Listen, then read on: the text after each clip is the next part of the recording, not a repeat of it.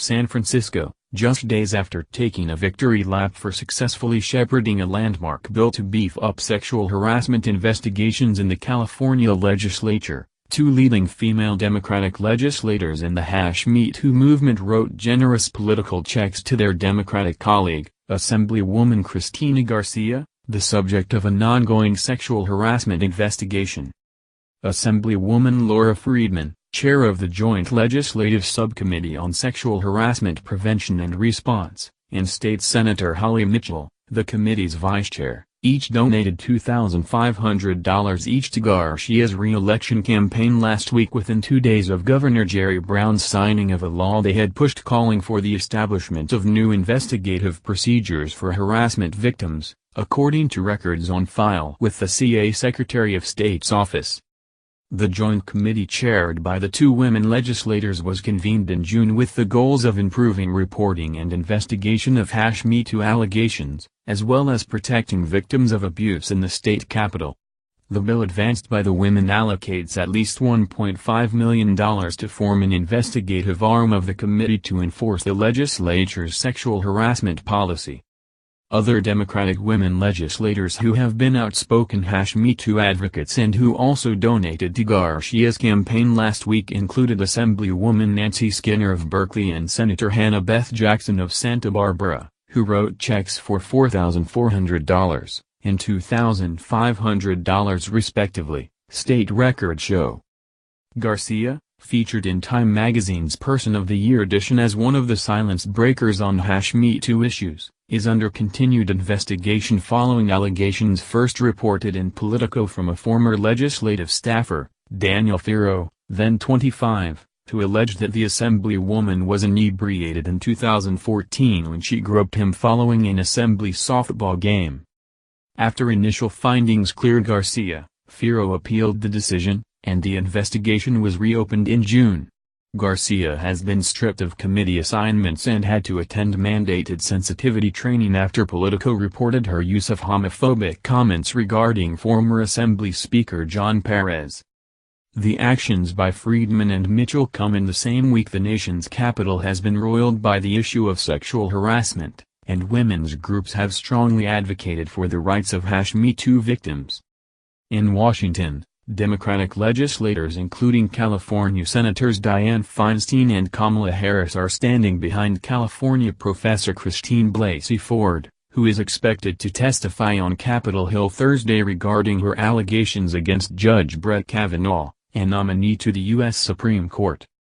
Reached by Politico Sunday, Friedman said of her campaign check to Garcia, "I donated to her because she was very helpful to me. And she asked me for a contribution."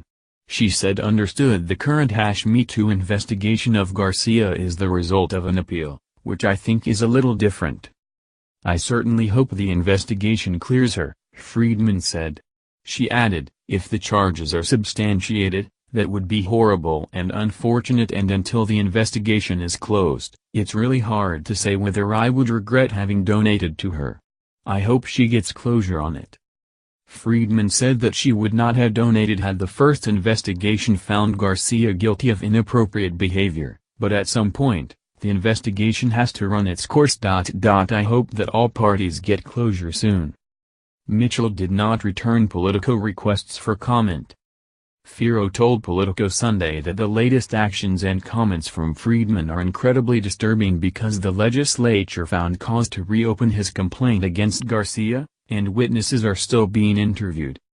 "At the end of the day, it says something to me about the institution of the legislature, that you can have the co-chairs of the committee formed to address the #MeToo problem saying, well, who cares?" He said their checks are blatant evidence that the legislative investigation is already weighted in Garcia's defense. "How can you give somebody money and say, well, we're being impartial?" he said. "You can't tell me you're letting the process take its course, and at the same time write a $2,000 check to her." He added, "If money is speech in politics, then their money speaks really loudly." Some California Republicans have seized on the issue in the same week when Democrats in Washington are demanding respect for #MeToo victims in the Kavanaugh hearings. Mike Simfenderfer, The Republican candidate opposing Garcia in her East Los Angeles County-based district, said Sunday that the actions of Democratic women legislators in openly backing a fellow Democrat under scrutiny for sexual harassment smacks of total hypocrisy as women in the party demand Blasey Ford be heard in her allegations against Kavanaugh. He charged Democratic women in Sacramento are apparently not as interested in hearing from a male victim who has made a credible charge against one of their own. "It's like the good old boys club, except it's a good old girls club," he told Politico. "These two politicians are #Me Too advocates when it's convenient, and it's another reason why it's time for a change," he said. The latest development was also lambasted by one of the Capitol's leading lobbyists, who told Politico earlier this year that he, too, was harassed and groped by an inebriated Garcia at a Sacramento fundraiser. "It seems like the fix is in," said the lobbyist, who again spoke on the condition of anonymity fearing professional retribution. He said the legislature's comments revealed a sham of an investigation of Garcia, adding, "And if that's the case, why would anyone risk coming forward, especially if their ability to make a living was what's in the balance?"